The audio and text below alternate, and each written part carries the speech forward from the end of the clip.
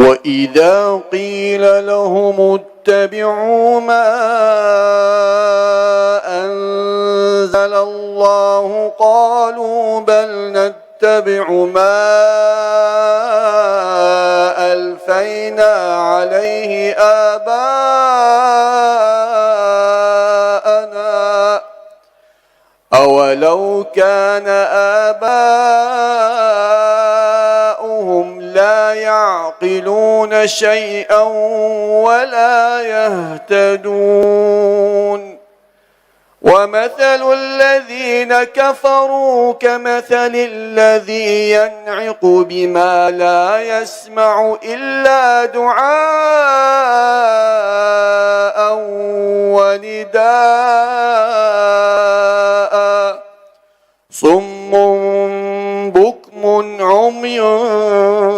فهم لا يعقلون يا أيها الذين آمنوا كلوا من طيبات ما رزقناكم واشكروا لله إن كنتم إياه تعبدون إنما حرم عليكم الميتة والدم ولحم الخنزير وما أهل به لغير الله فمن اضطر غير باغ ولا عاد فلا إثم عليه إن الله غفور رحيم إن الذين يكتمون ما أنزل الله من الكتاب ويشترون به ثمنا قليلا أولئك ما يأكلون في بطونهم إلا النار ولا يكلمهم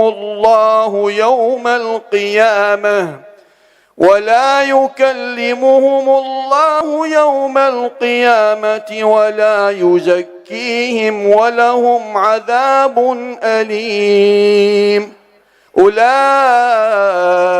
الذين اشتروا الضلالة بالهدى والعذاب بالمغفرة فما أصبرهم على النار ذلك بأن الله نزل الكتاب بالحق وإن الذين اختلفوا في الكتاب لفي شقاق بعيد ليس البر أن تولوا وجوهكم قبل المشرق والمغرب ولكن البر من آمن بالله واليوم الآخر والملائكة والكتاب والنبيين وآتى المال على حبه ذوي القربى واليتامى والمساكين وابن السبيل والسائلين وفي الرقاب وأقام الصلاة وآتى الزكاة والموفون بعهدهم إذا عاهدوا والصابرين في البأساء والضراء وحين البأس أولئك الذين صدقوا وأولئك هم المتقون يا أيها الذين آمنوا كتب عليكم القصاص في القتلى الحر بالحر والعبد بالعبد والأنثى بالأنثى فمن عفي له من أخيه شيء فاتباع بالمعروف وأداء إليه بإحسان ذلك تخفيف من ربكم ورحمة فمن اعتدى بعد ذلك فله عذاب أليم ولكم في القصاص حياة يا أولي الألباب لعلكم تتقون كتب عليكم إذا حضر أحدكم الموت إن ترك خيرا الوصية للوالدين والأقربين بالمعروف حقا على المتقين فمن بدله بعدما سمعه فإنما إثمه على الذين يبدلونه إن الله سميع عليم فمن خاف من موص جنفا أو إثما فأصلح بينهم فلا إثم عليه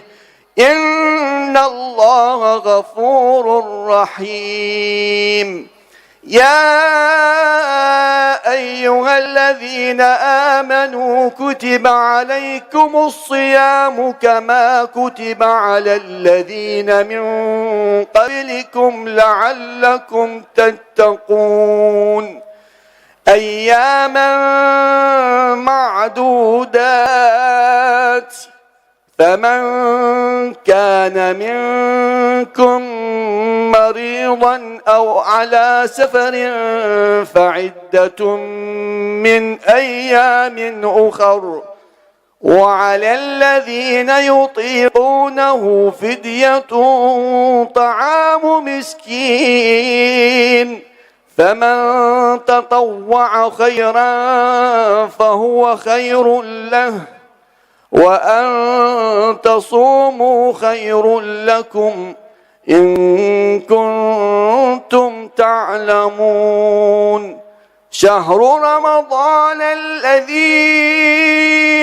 أنزل فيه القرآن هدى للناس وبينات من الهدى والفرقان فمن شهد منكم الشهر فليصمه ومن كان مريضا أو على سفر فعدة من أيام أخر يريد الله بكم اليسر ولا يريد بكم العسر ولتكملوا العدة ولتكبروا الله على ما هداكم ولعلكم تشكرون وإذا سألك عبادي عني فإني قريب أجيب دعوة الداع إذا دعان فليستجيبوا لي وليؤمنوا بي لعلهم يرشدون أحل لكم ليلة الصيام الرفث إلى نسائكم هن لباس لكم وأنتم لباس لهن علم الله أنكم كنتم تختانون أنفسكم فتاب عليكم وعفى عنكم فالآن باشروهن وابتغوا ما كتب الله لكم وكلوا واشربوا حتى يتبين لكم الخيط الأبيض من الخيط الأسود من الفجر ثم أتموا الصيام إلى الليل ولا تباشروهن وأنتم عاكفون في المساجد تلك حدود الله فلا تقربوها كذلك يبين الله آياته للناس لعلهم يتقون ولا تأكلوا أموالكم بينكم بالباطل وتدلوا بها إلى الحكام لتأكلوا فريقا من أموال الناس بالإثم وأنتم تعلمون. يسألونك عن الأهلة قل هي مواقيت للناس والحج وليس البر بأن تأتوا البيوت من ظهورها ولكن البر من اتقى وأتوا البيوت من أبوابها واتقوا الله لعلكم تفلحون. وقاتلوا في سبيل الله الذين يقاتلونكم ولا تعتدوا إن الله لا يحب المعتدين.